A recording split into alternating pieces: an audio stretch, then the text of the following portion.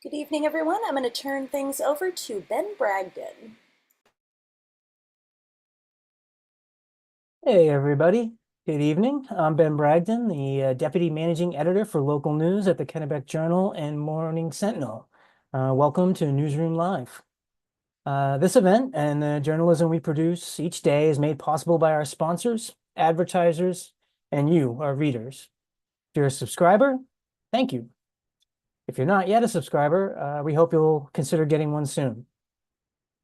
We want to thank our sponsor of tonight's conversation, Murray, Plum and Murray. Here to say a few words is Michael Traister, Managing Partner at Murray, Plum and Murray.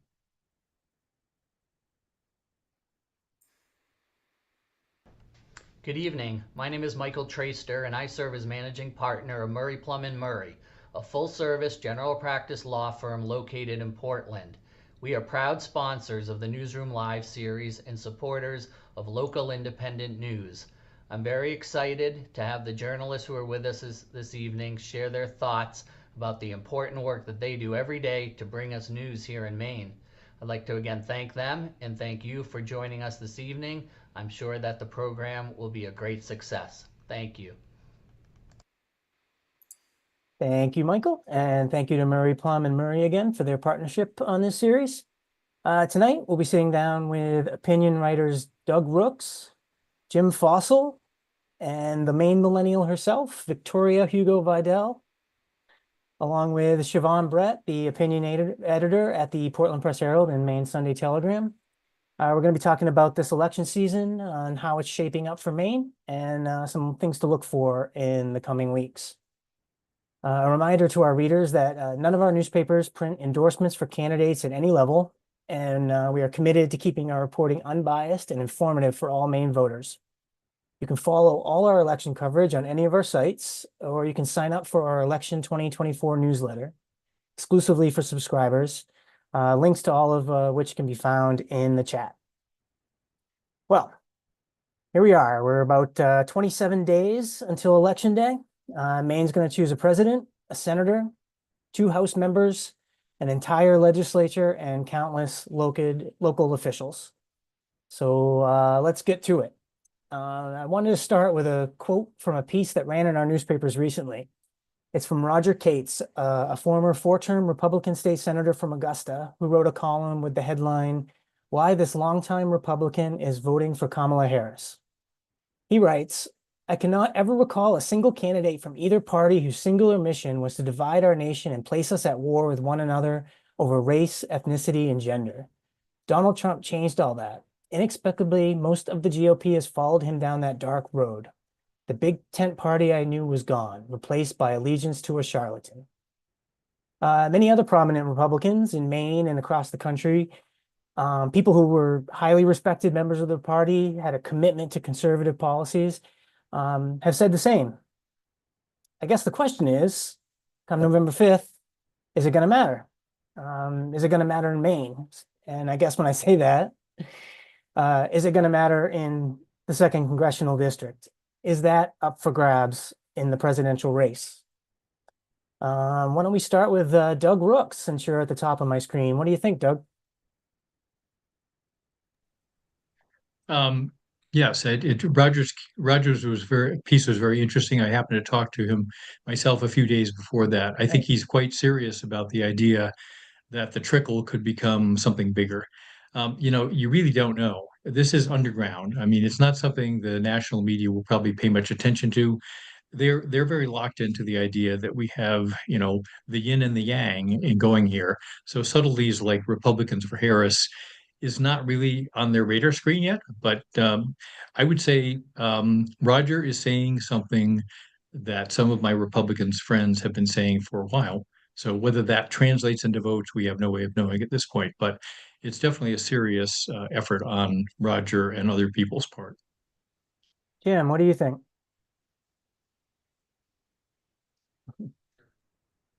I mean, Roger's been out of office for 10 years and he's never supported Trump. He hasn't endorsed Trump in the past 3 races. So, and he's now been married for a long time to a former Democratic staffer.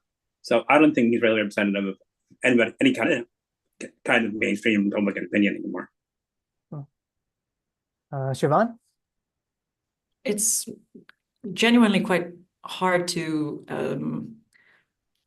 summarize or think about a Republican opinion these days. And I think one of the biggest contrasts, 2024 versus 2020 versus 2016, as I see it, is that, what we maybe once called MAGA Republicanism has become such a mainstream entity. The feeling surrounding it seems so much more established, such that we are, singling out a voice like Rogers. And his column was well read and certainly well commented on, but a lot of the consensus type feeling that I heard in response to it was coming from people, from the camp that you'd expect would agree with it in any case. So, I wonder now. Yeah, it's good to see a Republican voice speak out, even if Jim isn't maybe utterly convinced of Mr. Katz's bona fides in that regard. But that's happening less and less because I think there's an identity crisis within the party, and whether or not or there's not, and I suppose that's the point, right? Or there's not, and in fact, Right. it's clarified completely in the other direction, and that's going to become more and more clear as the days and weeks go by. Victoria, what do you think? I actually ran into Roger Katz at one of the gay pride parades maybe 6 or 7 years ago. He was at a food truck. So I can't say I'm super surprised he's voting for Kamala. Because, if he's going into that sort of crowd, you got to at least have an open mind.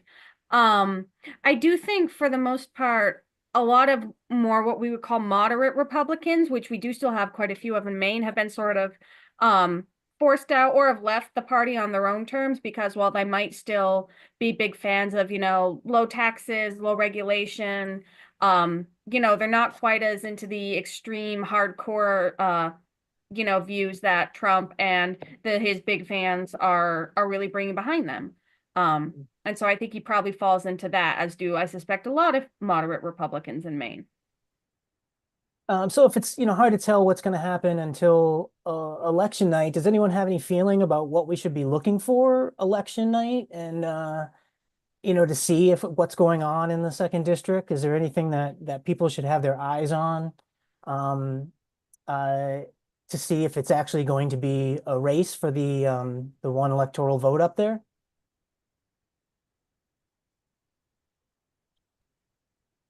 I would volunteer that I would be looking at the Aroostook County vote overall, and particularly the traditionally Labor Democratic areas on the far north, Madawaska, Fort Kent, that area up there. If that doesn't perform for Trump the way it did in 16 and 20, yeah, it could be. Of course, they don't usually report their returns very early, but I would be looking there as a possible, because there are people are still making up their minds. I know the national media tells us everybody's already made up their minds, but I've never seen any election in which everybody had really done that. You do see changes on election day, but we can't tell what they are now. It's a long way away. Jim? I would also take a look at Lewis and Auburn, especially, see the turnout there, and also the Bangor area. See how the local races are there early on if they're close.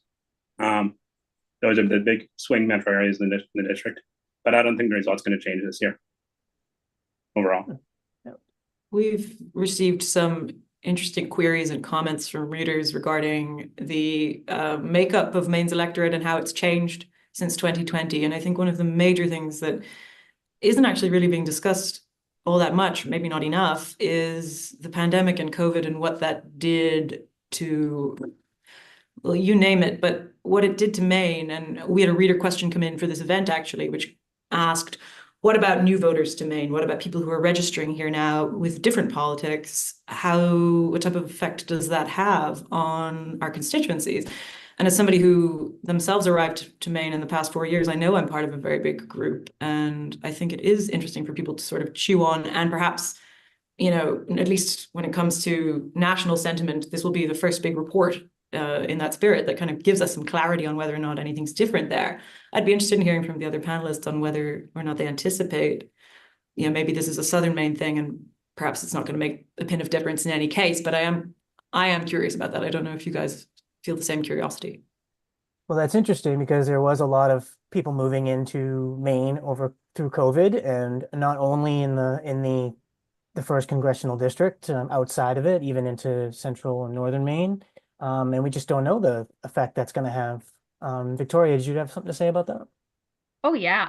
So I think most of the people who moved, to Maine during the pandemic, a lot of them were going to southern Maine because that's where the majority of jobs are and, centralized services and things like that. I do think in the next few years, because of the housing crisis in particular, we're going to see CD2 get bluer because everyone is being pushed north. I'm from Buxton, which is in York County. I've bought a house here in Wiscasset, which is in Lincoln, which is technically still CD1, but it's right at the top of the edge. And so as people can no longer afford York and Cumberland County, they're going to be pushed to where the housing stock is and to where affordable housing is, which is more and more in the Lewiston area, in more rural areas. And so I think over the next 2 to 4 years, we're just going to be seeing more people moving from southern Maine, the traditionally liberal part, up north. What do you guys think about that? I mean, the big divide in Maine politics has been CD1 versus CD2. The reason we're talking about CD2 is because it's a little more interesting. There's chance of different things happening. What do you guys think? Are both CD1 and CD2, will that continue to be a divide in Maine politics? Here's Jim? another thought that I'm very aware of in Kennebec County. We've been moving counties like Waldo County completely out of the second district. I'm sorry, the first district where it once was, into the second district. Kennebec County, where I live, is right on the dividing point. And here's because Waterville, for some reason, well, I'm told Republicans want Waterville to remain in the first district because it's very Democratic, but the Waterville Democrats, I've heard, also want to be in the first district. So to make the numbers right this last time, I lived in West Gardner before. So West Gardner was in the second district. It has now moved back to the first district. And I moved myself to Augusta, which just moved to the second district. So the capital of Maine is now in the second district. That's a very significant development. Now, Augusta politically is the registration is marginally Democratic, but it's a pretty competitive city still. And I think that it's hard to predict what the geographical changes are, but I can tell you this. The legislature, whoever is elected, has to get much more serious about creating opportunity in the second district, because that is really what's driving the vote for Trump. That people they don't think Augusta cares or listens to them. And we got to find better ways to tie these two districts together, because this divide, in my opinion, should never really have existed. And it is widening, but I think it's about factors that are a little deeper than how people vote in one election. Jim? Yeah, and actually to pitch on Doug's point, Augusta is going to be an area to watch as well. Generally, it's got a competitive legislative races too. Yeah. But yeah, I think the first and second district divide is going to continue. As people move here, they will generally self-sort to areas that are like where they were from before. So people who are more politically liberal will move to more politically liberal areas, and vice versa. People generally don't move into completely different areas from where they are from. And that's happening all over the country, not just in Maine. People are actually moving to areas that are more like where they are, like who they are, not less like. And that's causing a lot of division right now. Well, let's talk about the CD2 race then. Jared Golden is in kind of a position that few other candidates find themselves in across the country. People that are in these districts that went from Obama to Trump. He's a Democrat hanging on. There's a handful of them across the country that are in the same position. But he seemed to have a little bit different strategy this time, a little harsher, I would think, a little more Trumpian towards some Democrats at certain points. What do you guys make of Golden's comments and his actions throughout his campaign, which have really, tend to anger people in his own party and in progressives? Jim, you want to start that one? Oh, sorry. Sure. Yeah, I think he's trying to split the middle way too much and not accomplishing a lot. I don't think he's making a lot of inroads with conservatives or the Republicans or moderates, and I think he's annoying Democrats. But and not really gaining any votes by it, and not really doing anything in any substantive way, like on legislation, just with op-eds and rhetorical points. So I don't think it's serving him well. And I think he's both being way too cutesy about it. But we'll see. Siobhán, what do you think? I have watched with interest as Golden has taken on a slightly more oppositional, maybe more fiery stance. Ben, to your point, granted, maybe not during his debate performance, which he kind of came across as this like mellow, world-weary, highly experienced. I've seen it all. 6 years I've seen it. Austin, you may be lucky enough someday to understand how it feels to change your mind, etc. When you're under fire, as he is, when you're the incumbent after a good long stretch, yeah, it makes you walk on eggshells a little bit. So two things are happening. I think, yeah, there have been some moments that have disgruntled people and rubbed them up the wrong way, but also our editorial board has come down on Golden actually for exercising too much care, too much caution, and sitting somewhere in the middle too much. And when you hear him speak, it doesn't always come across like that. He's actually quite cool and authoritative, but this charge that we have heard time and time and time again, it's the refrain of the Terrio campaign. He's flip-flopping. He's flip-flopping on something. He flip-flopped on something else. I think it's, I don't think it's always accurately used. There's a big difference between changing your mind and flip-flopping, and actually mind changing is something that we need more of in contemporary politics, not less. And I think Golden's position on assault rifles is really laudable. And I phoned his office after Lewiston and was told to go away. And within 24 hours, he gave the speech that said, actually, I've changed my mind. That is how the change of mind takes place. And I think we really need to see more of that. And I don't think that he should be criticized and slammed for doing that. But yeah, sure, he's every single inch of his record now is open for criticism by a newcomer who really wants the job. And with only a few weeks left in the race, it's hard to think that he's going to change his strategy now. I think he's sticking to his guns, and whether or not that's enough, I'm not sure, but maybe. Victoria, do you have thoughts on this?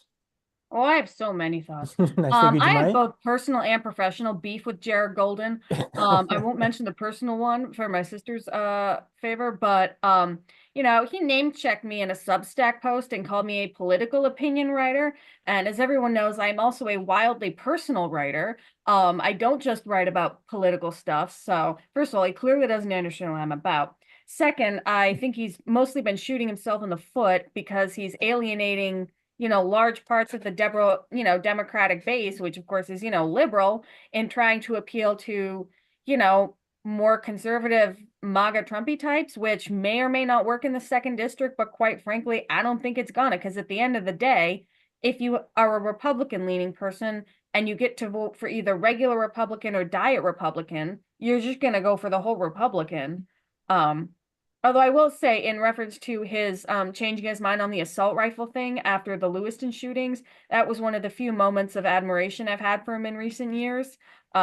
I think we should see more politicians doing that, saying, this is why I've changed my mind, this is why I think it's wrong, or why I've done this. Because there's nothing wrong with changing your mind when you're presented with new information. It's just usually for, I think, politicians, the information is, someone's donated a lot of money to them. In this case, it was something terrible happening. But, back when I went to the Maine Democratic Convention in 2018, when Golden was first running the first time around, and, I remember seeing and hearing him up on that stage talking about how we needed Medicare for all. And now he's just like, blah, liberals. It's like, really? Really, dude? So if it were literally any other Democrat available in the 2nd district to run, I would be up there knocking doors for them. But he's what we got. Doug. Well, yes, it is. Jared Golden has been different than any other politician I've covered. I knew him when he was in the legislature, assistant majority leader from Lewiston, and then he made the big decision to run for Congress when a couple other Democrats who were asked did not. So he was all into that race, but he's been very difficult to figure out, for me anyway, because he is, in this race, I think if he just played it straight, he could have held the support he had last time. I don't see any major changeover in the second district that would lead me to think he would be in trouble. And he won fairly decisively last time. And he also beat Bruce Poliquin in a rematch fairly handily. What he's doing now is very puzzling, and the only example I can think of to try to explain it is he seems to think he has to triangulate. This was famously what Bill Clinton did after he lost Congress hugely in 1994. His policies really were repudiated by the country. He tried to get between the Democrats and the Republicans. Well, when you're running for president, you have a lot more opportunity to do that. What Golden is doing is rather strange. I mean, he's a relatively junior member of the Democratic Party, doesn't have any important committee assignments, any leverage on the voters saying, you know, I've accomplished this. So he's really just out there as a rank and file member, and he has made Democrats angry. There's no question. I hear about that all the time. So I think the big question on election day, this one I do know, is because it's not a ranked choice election this time around, there's no other choice that you can vote for that person first and then Jared Golden second.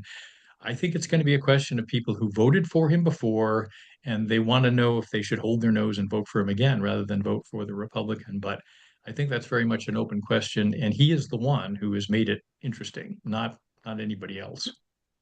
I remember, 2 years ago when he won, and kind of put all those, he had a couple tough races in a row. He won that one fairly easily over Bruce Poliquin.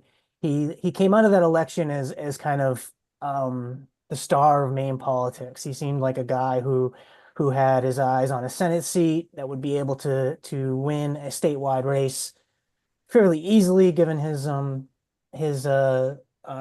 support in the rural part of the district. I don't see a lot of people, excited about his future in the Democratic Party right now. If he wins again, is this just all forgotten? Is it just, oh, he just said what he had to say to win in a tough district, and he's still our guy, and Jared's future in Maine politics is bright, or is this going to have a hangover with the party? Jim, you got a feeling there?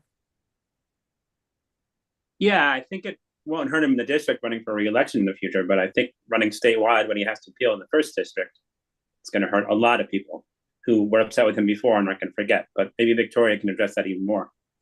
Oh, I mean, I never forget and I never forgive. So, I will remember this forever about Jared Golden. We could run into each other in a Martin's in 50 years pushing our walkers, and I'll be like, you jerk. So yeah, good luck to him having to deal with, a bunch of liberals, I guess. I mean, is this a special, does he have is he a special politician? Are there a few Democrats who you think who could win in the second district? Or are we just, do we kind of put too much on that? I think maybe when he was first, popping onto the scene, he seemed special because, he looked very different from most politicians. Like, he had the arm tats. You do not see a lot of that in Congress these days. Even though, huge chunks of the population, especially younger people, have tattoos. But now he's very much giving off like a regular schmegular politician vibe. I mean, I suppose he could do something to set himself apart, but he's starting from the bottom, and he really needs to start digging. Anyone else have thoughts on that? Doug? I would just add, I mean, what Victoria said, yes, that's one way of putting it. What I would say is, look, people who run for high office in Maine have to have a lot of support from within, not just the party, but other elected leaders. And I think that's going to be the problem for Jared at this point. Politicians have long memories, and he's done some things that have raised some doubts here. And if you're going into a statewide primary, particularly, there have to be no doubts from within your party hierarchy. No doubts. And, at this point, I mean, he may be able to allay them. He could change course if he gets reelected in the way he behaves in the next Congress, which will be very different probably from this one. But he's got to work. He's got to work at it. I think he has definitely hurt himself in the terms that Jim was talking about. If the group will indulge me in just a sort of philosophical point, I find it to some degree thrilling that Golden was so hard to make sense of for even a short period of time. I think it's interesting that you are running in a district that hews one way and you present in a particular way, which puts you at odds then with what your party is perceived to be, and that all of these ideas tend to be so black and white. I don't know if this is a really optimistic sort of wishful position, but if there were more people that could masquerade, if there were more people who were willing to chop and change and turn and twist and not then in return be immediately called two-faced or disloyal, or I think we'd have a far more varied and far more interesting political arena. And it's a shame in some respects that we have these ideas that are so fixed in our minds that something as simple as the shirt he wore on TV merits comment. Like that's how caricatured politics has become in the States, and it's tough that you back yourself into a corner and it's kind of a lose-lose then if you don't play the game, I think. Jim. Well, I think that's right, but I think Victoria made a great point. If you're going to change your mind, it better be for a good reason, and for a real to really accomplish something, not just to have an op-ed in the paper saying it's okay if Trump wins. That did him no favors, and it didn't help convince any Republicans didn't like him. It only annoyed Democrats. It didn't accomplish anything. It didn't please anybody. That's just the most serious example, most obvious example that I can think of. None of these were to get bills signed or passed or to get things done. They were just to help himself get reelected. It's true that the op-ed didn't do him a lot of favors, and as somebody who has seen very well-intentioned, very cautiously assembled op-eds make it out the gate and then backfire, that can happen from time to time. Perhaps it would have been better for him to say nothing, but again, I don't think erring is necessarily. I'm really playing devil's advocate here. I don't know that going so far wrong is necessarily disqualifying. However, in this case, it seems as though Golden has really lost out. So the proof's in the pudding. I mean, how much of his kind of misguided attempts here were a result of the race and the changing race? I mean, he really thought that I think that Trump was in a much better position before Biden stepped down. And things changed. Was that a big part of it? That he was starting to run with one set of circumstances, and now looking at a kind of entire different national circumstances? It's possible. If he's having those thoughts, he needs to banish them. I mean, this is Maine. I mean, we're very straightforward here. I mean, I'm sorry, this is not a big media state. It really isn't. I mean, we're not glued to the tube quite as much as maybe people are elsewhere. I don't know. But I can tell you this, you have to know who you are and why you're running, and that goes for every time. I mean, Jared Golden seemed to be much more sure about himself, in previous election cycles. He wandered off somewhere, and it's a little vexing for somebody who follows politics as long as I have. So why did he do that? Why did he write that op-ed that said things that clearly were kind of weird? I've never ever seen a politician at any level predict that somebody from the other party was going to win an election, as he did. I mean, this is very strange stuff. So I would say, I don't know how many voters care about this stuff. I really don't. But he really needs to get back to just meat and potatoes campaigning if he's going to win. I mean, he's got to move past it. The more time you spend thinking about that stuff, the less time you have for really meeting voters and showing them that you still care enough about them so they should vote for you. I mean, I think sometimes we tend to overdo, voters making up their minds. People in Maine are pretty straightforward, as I said, and they want certain things from you. And if they think he can still provide them, they'll be fine. But he is making it a little bit tougher for himself, and that's the hard part to understand. People can sense insincerity most of the time, and people do not respond well to, if they think you're not being sincere, if you're putting up a front, if you're, just like playing a role. I've heard from a ton of readers over my time writing at the paper who disagree with pretty much every political stance I've ever had, but who, they respect me as a person because I'm, I'm very sincere. Like, you cannot say that I'm not a sincere person. I am who I am. And, you know, people respond well to that. And people respond well to politicians, even if they don't necessarily agree with every individual stance they have. People can sense sincerity. They don't, you know, they would rather you be sincere and stick to your guns than, you know, seem fakey. Yeah, and I think to go back to what Doug was saying earlier as well is, you know, if you're a candidate, you should be able to react to events, but you shouldn't entirely change your campaign in reaction to events. You should have your campaign, your strategy, your agenda, your personality, and your platform, and go with it, and just adapt to what happens. Not try to fit the world around you entirely. You know, that's what comes off as dishonest, and that's what he's been doing lately. We had a lot of questions from the readers about former President Trump. We moved on from this a little quickly. I'd like to get back to it. Doug, you touched on it a little bit about why people in the second district are so supportive of Trump. To a lot of people in the first district, that seems crazy. But people have good reasons for backing different candidates. You mentioned some of them. So what's the answer to that? Why do people keep backing Donald Trump specifically in the second district? Well, I listened carefully to what candidates at other levels say, and I was listening to a legislative candidate recently, and he said, "Here's what I'm hearing out there. Um, most of the people who are going to vote for Kamala Harris are fairly happy. You know, they seem to be happy people." He said the people who say they're going to vote for Trump are very unhappy people. Now, of course, that's way oversimplifying it, but I do think the politics of resentment, whether it's the populist movements of the 19th and early 20th century, or Trump's appeal now to people who feel disenfranchised, disaffiliated, ignored, you know, I don't want to harp on it, but I think it's a problem, for instance, within the Maine Democratic Party. It's getting harder and harder to get support from the party when you are a Democrat outside of York and Cumberland County.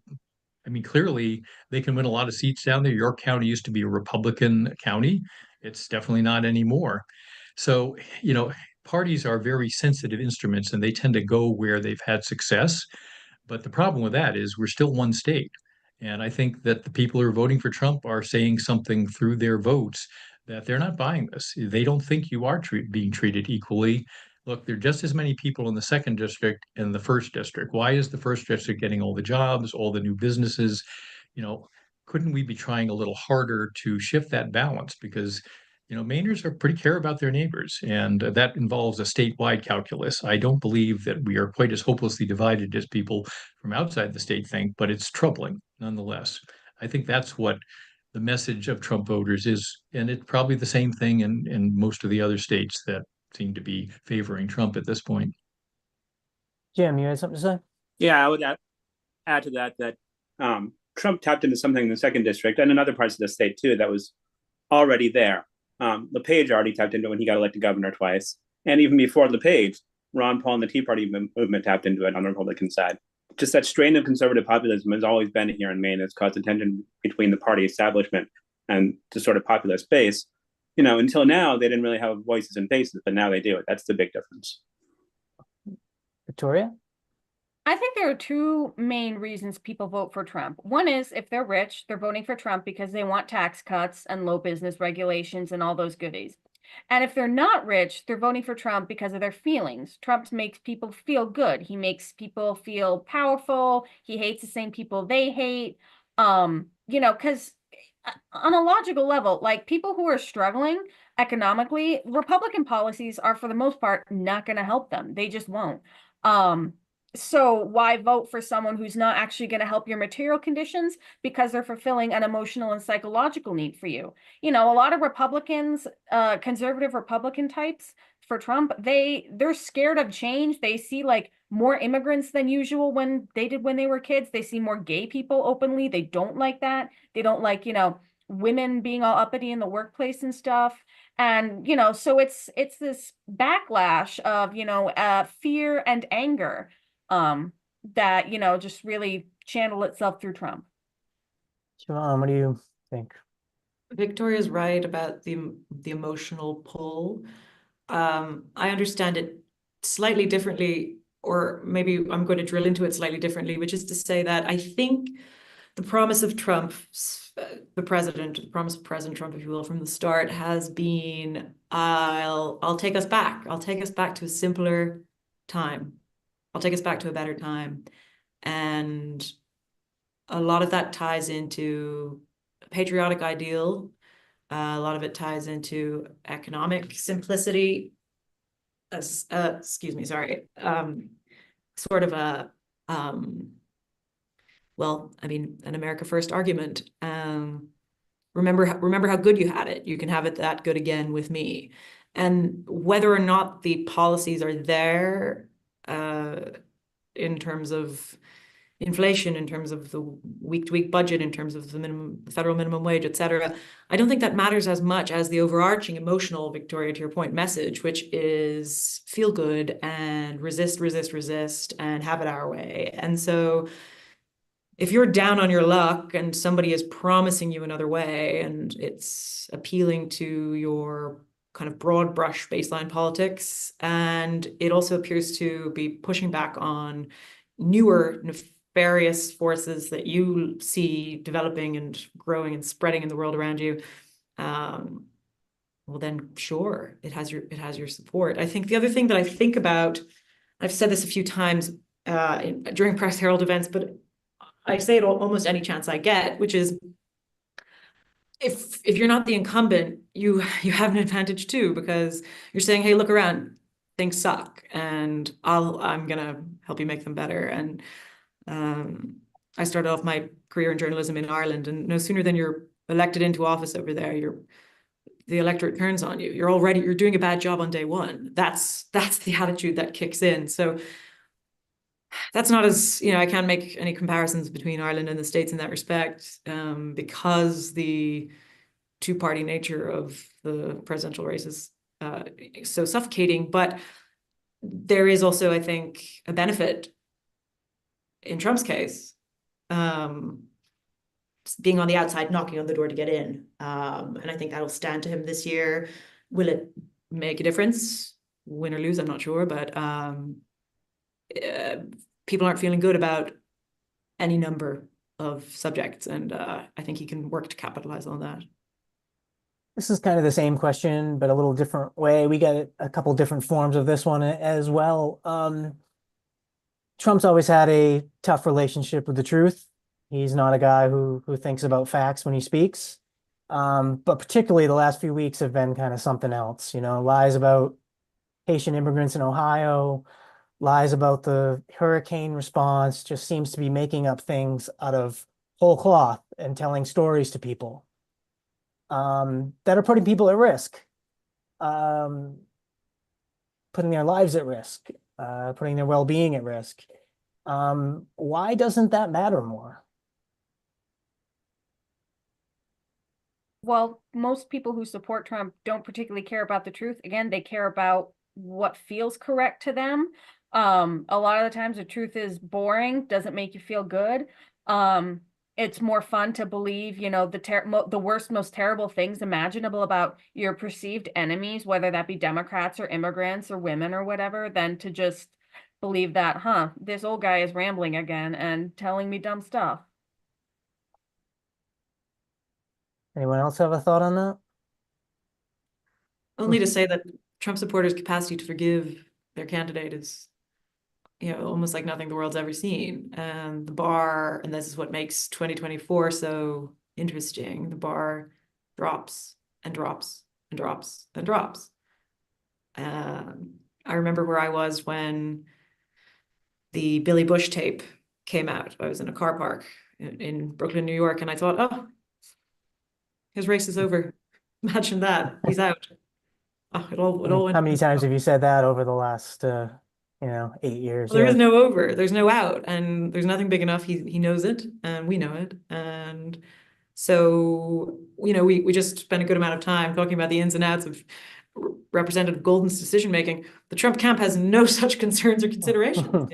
It's all systems go, push, and see how it goes, to be louder, to do more, to be as carefree as possible has always worked in his favor. And he knows that that's not where he'll lose anyone. If anything, maybe he stands to gain people. Just terrifying. I just want to speak up for a moment for the American voter here. I think we do an awful lot of psychoanalyzing of people who don't agree with us, and we know why they're doing what they're doing. I don't think we do. And I would just say this. Yes, it seems amazing that Donald Trump has gone as far as he has with some of the things that he's saying and doing, but you have to recognize that this former president has a lot of powerful, important support. And I would refer particularly to the Supreme Court and their immunity decision. I mean, which would have gotten a lot more attention if Joe Biden had been exiting the race at the same time. It is really stunning. This is not just Trump. This is a lot of people who are very powerful in this country who, for whatever reason, want him to be around. And I just think ultimately the voters, they have to decide, it is possible to go too far. Look at the lieutenant governor in North Carolina. I mean, evidently he went too far. Is it possible for Donald Trump to go too far? Of course. I mean, they have a rational side and a irrational side. And I think emphasizing that people we don't agree with are irrational is really not a very intelligent way to go about this. I know it's kind of in the grain now that we do make these judgments, but I still like to think that I can talk to voters right up to election day and have a pleasant conversation, whether we disagree or not. At least in my experience, we haven't been yelling at each other. So I just would like to offer that as a possibility of, go out and talk to your friends and neighbors, including those who you suspect or know are going to vote for Donald Trump. Just have the conversation. You'll probably feel a little better. Jim. Well, and I would say that even though, yes, he doesn't have a big strategy, and when he does, he often screws it up. But one of the things that he does that his supporters like is he seems authentic all the time, whether he's telling the truth or not. And that's a unique quality that a lot of people in American politics don't have and don't understand in both parties. All right, well, that's the national picture. I'm going to get back to Maine here for a little bit. The legislature.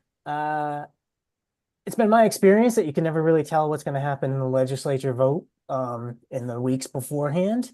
It's kind of tough to tell some of these races, but is there any way to tell what's going to happen on November 5th with the legislature? Are we looking at another 2 long years for Republicans against the Democratic trifecta, or can they make some inroads in the legislature? Jim, do you want to start? Yeah, I'll start. I think that they'll make inroads, but I don't think they'll be able to get the majority back in either chamber. I think they'll do better overall, probably partially because Trump will win the 2nd district again and Golden will lose. And that'll carry on a lot of legislative candidates up there. And because of the excellent piece that we saw the other day in the press herald about all the non-contested seats. Both parties have just left a lot of seats on the table, and that's made it harder for the balanced power to really change. You really need to be competitive statewide to change, and that's just not happening. But the best they can do right now, I think, is just to keep the Democrats from getting a supermajority. That's their best hope. Yeah. Doug. Yeah, that was very interesting to hear what Jim thought. I would be a little more cautious about the result, and I would point to the House. That was not a good session for the Democrats, particularly in the House last time, and voters notice these things. They don't like a lot of chaos and confusion, particularly maybe from the Democratic Party. Maybe it's okay for if you're already voting for Donald Trump. I think it creates a certain doubt there. And let's face it, we cannot predict the House race. These districts are way too small to poll accurately. I've heard people tell me a couple of weeks before the election they knew what was going to happen and it didn't. So the House is always very unpredictable. So I would agree with Jim. It's unlikely that the Republicans could take the House, but not impossible. The Senate is usually where the Republicans really concentrate their efforts. I mean, they like the Senate. The Senate is their kind of chamber. It's very small. You can get a few people together and really make policy there. So that's always their goal. And, they frankly do have a couple of, I think, likely pickups. It's clearly District 1, which you hear nothing about. So they've conceded that one. Troy Jackson was, at least the party thought he was the only Democrat who could win there. They're not going to really fight that. So that's a Republican pickup for sure. And I suspect The Waterville area also is, because Scott Searway, who was the senator before, a pretty good vote getter, is running again against a less experienced Democrat. On the other hand, there's at least two seats that I think the Democrats have a reasonable shot at. One is in Auburn, which was a very close election last time with Eric Brakey. Again, somebody was known. Now you have a less well-known Republican, and that district has shifted around, interestingly enough, in terms of party registration. So that's a possibility for the Democrats to get that back. They had it until 2 years ago. And the other one is the Augusta in North seat there, where they have a very strong candidate. And that's going to be a great race. Actually, Dick Bradstreet is I'd say he's a pretty moderate, respected Republican who is very much in the mold of Roger Cates and Matt Pouliot, who preceded him. But Reagan La Rochelle has run a really good campaign, and I've heard she's knocked on a lot of doors, and that always helps in these close races. So, it'll be interesting. Yeah, I think it's particularly tough in the Senate. The Democrats that's a huge majority that they have now. Trying to change over a net 5 seats is almost impossible. The House, again, less predictable, but who's going to work the hardest out there? That's always the answer. Yeah, Jim mentioned that Augusta area seat earlier. The race for Pouliot's old seat seems like a pretty good bellwether for looking at where this could go. That seems like a real 50-50 toss-up. Anyone else have Siobhán, you want to weigh in on that? I don't think I can improve on analysis. They're a tough act to follow. Absolutely. Victoria, you have anything? I haven't been so I live in an interesting area. Our state rep currently is a Republican, Ed Polowarczyk, but our state senator is a Democrat, Cameron Rennie. So it's still, at least in my area, feels very much like a toss-up. We have an interesting little race going here. Ed's incumbent again. He's pretty rank and file Republican. And there's a real local guy who's running to replace him. He's been doing real estate and carpentry in the area for years and years and years. And with Maine House districts being so small and so local, there's a lot of people who, they might not even be registered one way or another, but they're like, oh yeah, I'll vote for Wayne. He sold my grandma's house. So I'm just be interested to see what's happening in my little area of the state. Absolutely. Let's move on to a couple of the less talked about races. I don't know if it's just in Maine, we just don't have that much bandwidth and we concentrate on a couple races. I don't know if that's the same elsewhere, but Angus King is running for re-election for another 6-year term. Age has been a big factor in the presidential race. Obviously, Biden was kind of pushed out, and now there's certainly questions about Trump's age and his ability to complete a 4-year term, but no one really seems too concerned about a pretty old senator getting another 6-year term. Should they be? Well, Angus hasn't been in front of cameras saying that immigrants are eating people's cats. Among other things. So, I've worked in healthcare for several years. So and when you work in healthcare, you see a lot of older folks, for obvious reasons. And what I've come to, think about the age thing is it's very much not it's not just a number, obviously, but people age very differently. You might have, I know people who are in their 80s, early 90s, who are sharp as a tack, who are in with it. I've known people in the early 60s who've got, 1 foot out the door.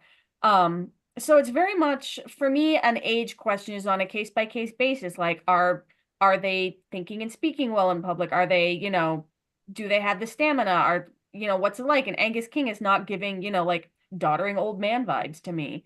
He seems like sure, he's older, but he's fairly with it. Unlike perhaps, again, Donald Trump, Mr. Dog eating person, and Joe Biden, who was at least a lot nicer, but definitely very prone to a lot of verbal mistakes, sort of tangents, which again is a very natural part of aging. It's not necessarily a bad thing, but when you're giving someone a nuclear football, you really want them to be on the case, right on it. Yeah. Doug? Well, I think I may be the only panelist here who remembers vividly his 1994 campaign for governor. That was a brilliant campaign. Angus did just, Jim's raising his hand. Good for you, Jim. I wasn't sure. But yeah, that was a brilliant campaign. And ever since then, King has been pretty much unbeatable because he pulled off the independent thing. The only other independent governor we had was Jim Longley, and he was a very different kind of independent than King. King is a master. He's a master of the media. He's a master of keeping people in the other parties not too unhappy with. And he learned that as governor because he had to govern for 8 years with Democrats and Republicans both highly suspicious of him. And he got a lot done, particularly the stuff he could do through executive authority. So I think he's reached a sweet spot in Maine politics that George Mitchell did at the end of his Senate career. So as long as he wants the seat, he can have it. And I think some of us, though, I'm younger than Angus King, but not that much younger, think it's really this better be it. But you have to say he's 4 years younger than Bernie, and nobody seems to be worried about Bernie being elected at 84. That's So right. let's hope they're both hale and hearty through those 6-year terms, and that they really take a hint, like Patrick Leahy did last time, and saying, "Okay, I've done everything I came here to do." Yeah, he's old enough. Jim? Well, yeah, I mean, much as I might disagree with Angus about basically almost everything, I've never doubted his cogent ability to be cogent. He was a decent enough governor. And it was a shame when Olympia Snowe retired that nobody else younger ran to take her place instead of getting Angus in there, because he was really almost the same age as she was. But didn't happen. Nobody ran, and now nobody can beat him. He's ahead of Demi by 30 points in the last poll. So he basically is unopposed. So obviously it's not a concern, which is not a surprise because we're also the oldest state in the country. So, That's right. The only thing I'd add is that in the case of President Biden, it wasn't his age, it was his debate performance in the end that was what mattered. And I've been lucky enough to meet with and speak with Senator King on a number of occasions, and I'm the one who runs out of steam during those exchanges, not the senator. And as long as that's still the case, I think no matter the age of the voter, what Doug said is true. It's there for him if he wants it. And that sadly, I wasn't in Maine in '94, but I asked him at some point, do you think it could happen again? Do you think an independent could rise up to where you got to gradually? And he said, well, how did I do it? I did it by having coffee after coffee after coffee after coffee after coffee after coffee with anyone who would sit with me, with anyone who would talk with me. And he said, it's time. And I don't think people do things like that anymore. And I think he's absolutely right. So it's refreshing to have that institutional memory. And it's also, I suppose, good for Maine to have the legacy of it still active in national politics. One final point about Senator King. If you go back really far before his governorship, he hosted a show on public television called Maine Watch. And he really learned to think like a journalist.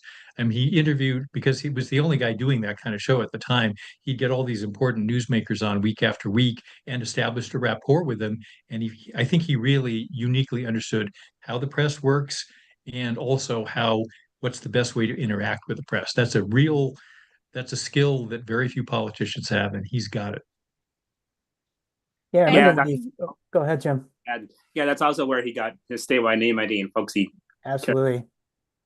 Yeah, I remember with that first race, that's how a lot of people knew him was, he's the guy from the TV show. And there you go. Certainly a singular politician in a lot of ways. We have a referendum on the ballot this time around as well. It's either a very important thing or not important at all, depending on how you see things. But we could have a new state flag come November 5th. Victoria, it looks like you are a supporter of switching to the new old flag. I mean, I kind of have to be. I really committed to the bit there. I mean, I wrote a column about this last week. I'm still weirdly split on it, because on the one hand it isn't a big deal, but on the other it kind of is. A flag is a symbol, and I'm a girl, so obviously I think fashion is important, presentation is important, and the new old flag is just, it makes Maine stand out a little more. It's something that people really enjoy flying. It's a beautiful flag. I love the story of its origin, from the architect Adam Lemire, who submitted it to the contest. I love the symbolism of it. I like things about the old flag too, but it just blends in way too much with other states' flags for my opinion. Yeah. I don't like blending in. Jim? Yeah, I actually completely agree. I think it's time for a new flag. The current flag is one of, I forget whether it's a dozen or 20 state flags that are just the seal on a blue background. And the seal is nice and fine and representative of Maine, but it's still going to be used in documents. It's not going to go away. It's still going to be used in the legislature and in official business. It's just the new flag is much more visible. It also represents Maine well. You can actually see it from a distance. And that's actually the entire purpose of a flag. So, yeah, it's time for a change. Yeah. Anyone else? I think I would just comment that, the flag, sort of like ranked choice voting earlier, there is no real partisan side obvious on this, and somehow we make it into a partisan issue. But, you notice that when it came in the legislature, almost all the Republicans voted against it. But you like to take a step back and look at, I basically agree with the flag people. They were the ones who were promoting this and saying, as Jim said, this looks like every other flag. It looks like New Hampshire's flag, at least something distinctive. And this may be favorable for the referendum, that a couple other states, one of them was South Carolina, changed their flags. Well, South Carolina had to because of the Confederate flag thing, but they came up with a much more modern design, and in some ways the pine tree and the star flag, as I like to call it, it echoes that. It's very simple, it's very distinctive, and people like to fly it in front of their porch. So to me, that says, yeah, it must be a pretty good idea. But it's not something you can get real excited about. But yeah, I think I'll vote for it. I think the Republicans were against it because Republicans don't really like change. That's kind of their whole thing. Perhaps. I wonder if the presence of a flag question on the ballot can act as a kind of Trojan horse and bring the voters' attention over to the other 4 referendum questions on the ballot, 3 of which are bonds, one of which is. Yeah, I wonder if those will pass. Perhaps that's what it's all about. Flip the page. Well, we're running up on the end of our hour here. So I got one version of this question over and over again. And I think we should probably answer it. So we'll just get your thoughts on this one before we head out. We are in the midst of another most consequential election of our life. It seems like we have one every few years now.